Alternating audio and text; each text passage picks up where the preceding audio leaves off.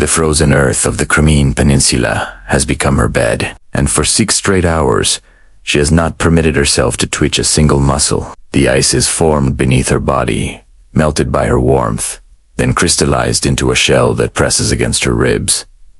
Her fingers have surrendered to numbness. She doesn't care.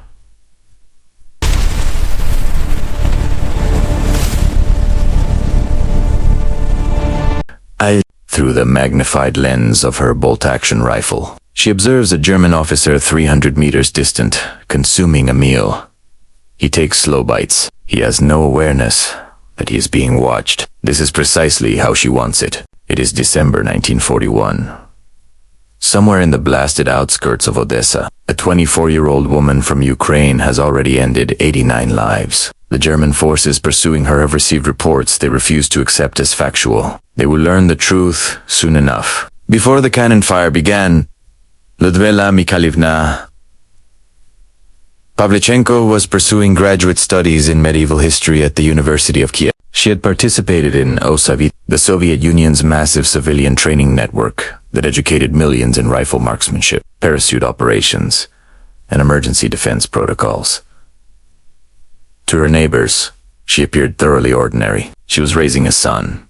She was 23 years old. She was composing her doctoral dissertation when German armored divisions stormed across the Soviet frontier on June 22, 19. Her academic work ceased to matter immediately. She presented herself at the Odessa Enlistment Center that same week. The recruiting officer informed her that female volunteers were being directed toward medical support roles. She informed him that she was already a qualified sniper. His expression communicated what men in bureaucratic positions often convey to young women: polite disbelief. She requested a firearm and a target range. She walked outside. She demonstrated her capability. She was subsequently assigned to the 25th Chapiev Infantry Division as a designated marksman. She received her weapon, her observation partner, and was dispatched into a conflict that would ultimately become the deadliest single theater of war in recorded human history.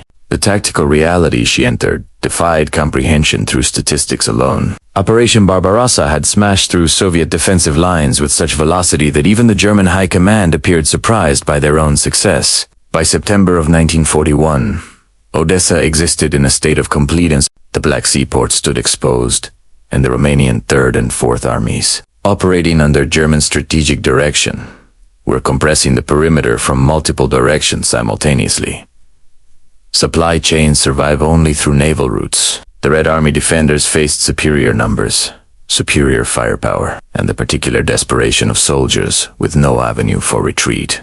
This was the environment where Pavlichenko transformed into something the German and Romanian command structures had never anticipated. A sniper's effectiveness in static siege warfare differs fundamentally from mobile combat. In fluid battle conditions, marksmen disrupt troop movements and force caution. In a siege, they achieve something far more corrosive to military effectiveness. They make enemy soldiers terrified of visibility. A commander who cannot expose himself to direct his forces ceases to function as a commander. Pavlichenko grasped this principle before her superiors could articulate it. She rejected random targets. She pursued specific individuals, officers, artillery spotters, enemy marksmen. She would remain motionless for entire daylight cycles, waiting for the optimal target to enter her crosshairs at the optimal moment. She never missed. When the Odessa defense concluded with Soviet evacuation in October 1940, her confirmed elimination count stood at 187. The Wehrmacht had by then dispatched their own specialist countersnipers to hunt her. This represented standard protocol. When a Soviet marksman accumulated sufficient casualties, German strategy called for deploying dedicated hunter-killer teams. Men trained specifically for the lethal chess matches that occurred in the spaces between front lines. Pavlichenko eliminated at least 36 of these specialists during her career. The Red Army documented this number carefully because it represented the systematic destruction of irreplaceable, trained.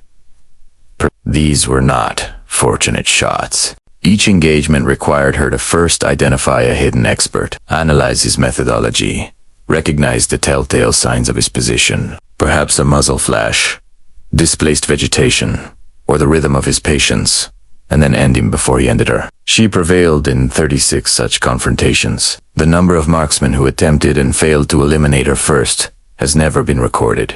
If you have remained with us through this account, there is considerably more to come. A subscription requires only moments and ensures you will never overlook a story like this one. After Odessa's fall, she was reassigned to Crimea, to Sevastopol. If Odessa represented desperation, Sevastopol represented something the Russian language struggles to translate adequately. The city had served as a fortress for centuries. It became one again under bombardment so relentless that German siege artillery included the Schwerer Gustav, an 800mm railway cannon requiring its own fighter escort to shield it from Soviet aircraft while it hurled 7-ton projectiles at fortifications 3 kilometers distant. Against this apocalyptic backdrop, inside a settlement being systematically dismantled, Pavlichenko continued her work. She refined a tactic that German after-action reports would later describe with evident exasperation as nearly impossible to counter. She positioned a decoy rifle several meters from her actual firing location, rigged with a string mechanism that would move the bolt or reflect sunlight at irregular intervals. While German countersnipers focused on this deception,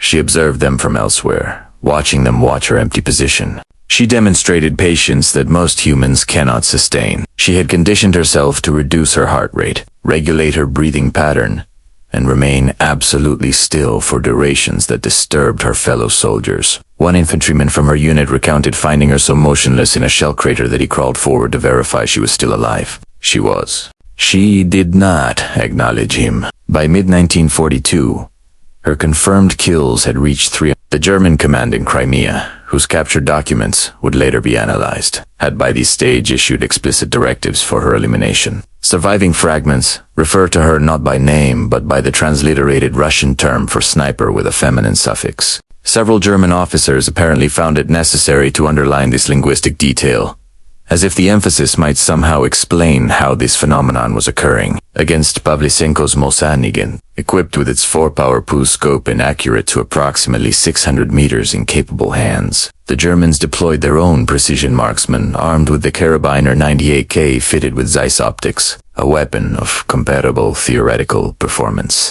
The equipment was not the determining factor. The Wehrmacht's sniper program in 1941 and 42, while developing, had not yet institutionalized the extended stalking and psychological conditioning that effective counter-sniper operations demanded. German marksmen were competent shooters. Pavlichenko was something closer to an apex predator, where a typical German sniper might maintain position for 90 minutes. She would remain for 8 hours, where a German sniper might accept a reasonable position with a decent angle.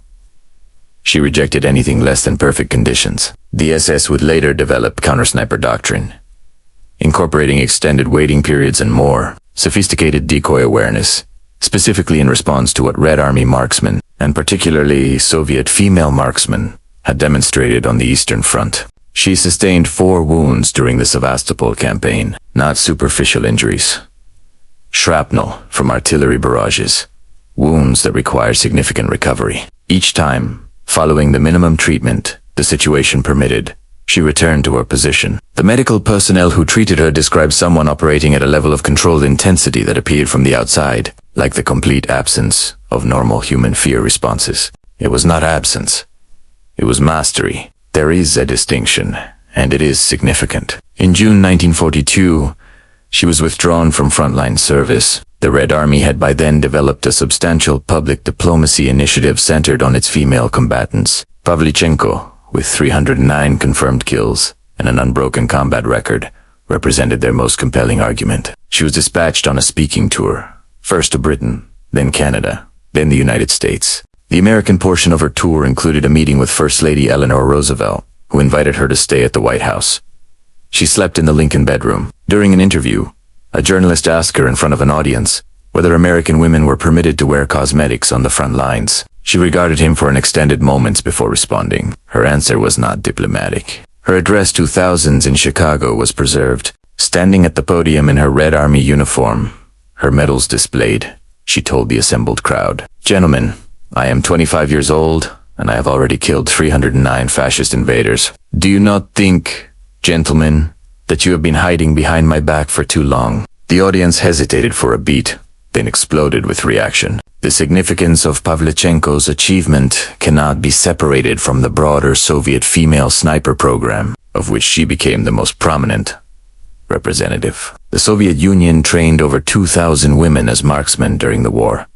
Approximately 500 survived to see the program, routed through the Central Women's Sniper Training School, established in 1943 near Moscow, produced graduates whose collective confirmed kill count ran into the tens of thousands according to Soviet records. German commanders on the Eastern Front documented with alarm that female snipers ranked among the most dangerous opponents their troops faced in static positions because they demonstrated, on average, greater patience, more disciplined, triggered discipline, and less predictable behavior than their male counterparts trained under identical doctrine. Pavlichenko never returned to combat following her speaking tours.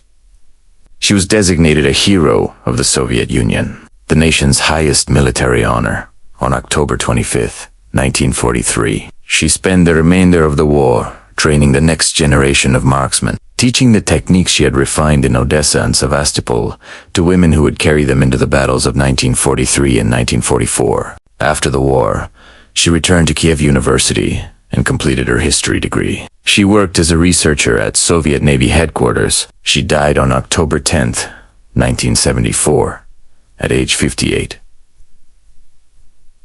A postage stamp was issued in her honor. A street in Odessa carries her name. A monument stands in Belgorod. The rifle she carried through Odessa and Sevastopol is preserved in the Central Museum of the Great Patriotic War in Moscow. It is a simply serious instrument. The stock shows where the scope mounting displays evidence of prolonged use. There is nothing ceremonial about it. It appears exactly as it should. A tool that a young woman picked up in June 1941 because the alternative was to do nothing, and it reflects precisely what she accomplished with it. 309 men stopped breathing because one woman refused to stop fighting. Return to that shell crater. Return to the frozen earth, and the ice pressed against her stomach, and the man she observed eating his bread 300 meters distant. He has no awareness of her presence. He cannot imagine her there. In his understanding of the world, the figure in that position, in that uniform, making those calculations, it is not someone who looks like her. She made the most dangerous battlefield on earth feel like a hunting ground. That is the final error he will ever make.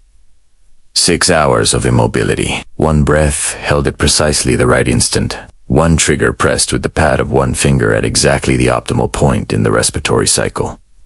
He stops chewing. 309 times. Someone stopped.